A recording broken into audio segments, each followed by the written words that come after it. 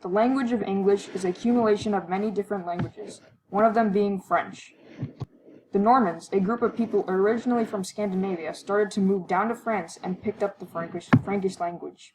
The Normans then took over the area which is now England, which caused their language to influence the language spoken in England, which resulted in Middle English.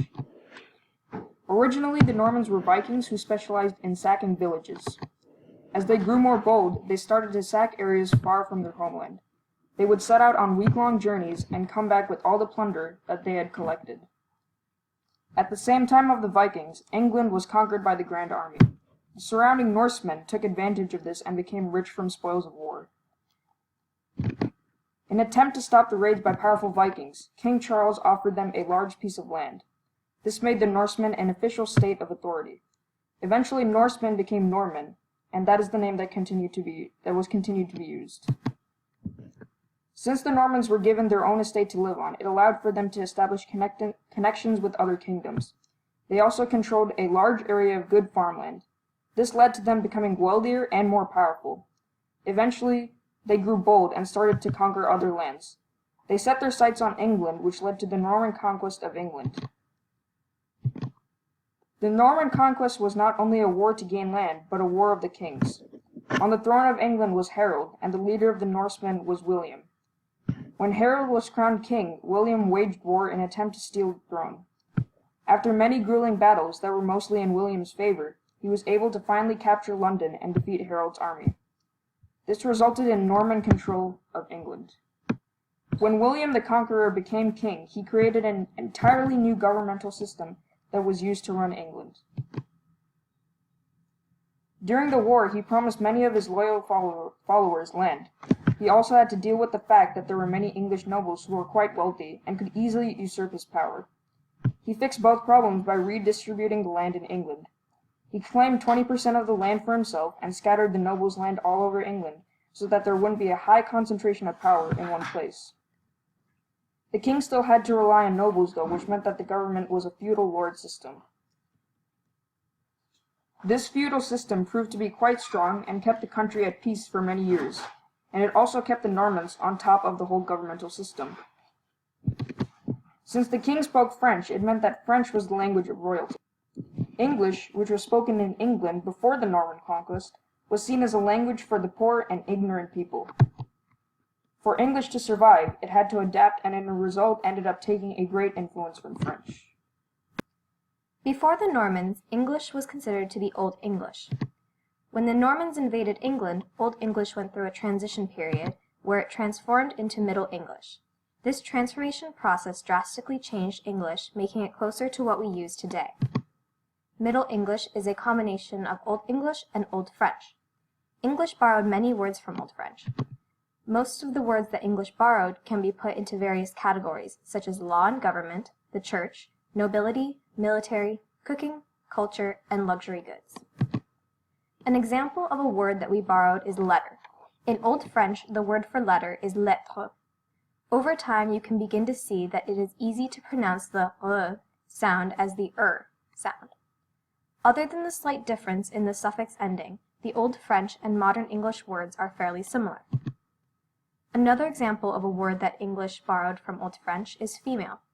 The word for woman in Old French is femelle, which is similar to female in our modern English today. You can see how over time the L suffix can transform into the ale suffix. Once again, except for the ending of the two words, they are almost the same word. During the time of the Norman rule, English borrowed words for certain things that they already had. This created synonyms in our language today. In general, the synonym word that was derived from French is thought of as more formal language in our society today. An example of these synonyms are commence and start. As previously mentioned, the Normans were considered to speak a more intellectual and complicated language. In the example of commence versus start, commence originated from the Old French word commencier, and start originated from the Old English word starten. In our language today, the word commence is seen as more prestigious or of higher class, whereas the word start is seen as of lesser class than the Old French word. Another example of this is in the synonyms chamber and room. Chamber comes from the Old French word chambre, In French, chambre doesn't have the same level of prestige as chamber does in English. The word room comes from the Old English word room.